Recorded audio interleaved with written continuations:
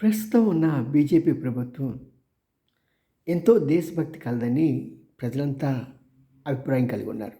అంతేకాకుండా వీరు గాంధీ కుటుంబం అంటే వ్యతిరేకిస్తారు అని ప్రతి ఒక్కరు నమ్ముతున్నారు. మరి ఇలాంటి ఈ ప్రభుత్వానికి నేను ఒక సూటి ప్రశ్న వేస్తున్నాను.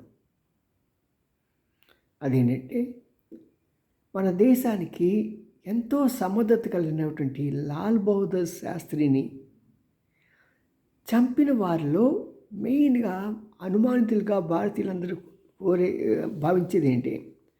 ఒకటి కేజీబీ అంటే రష్యా యొక్క ఇంటెలిజెన్స్, లేకుంటే సిఐఏ 2, 3 వచ్చేటప్పటికి ఇందిరాగాంధీ.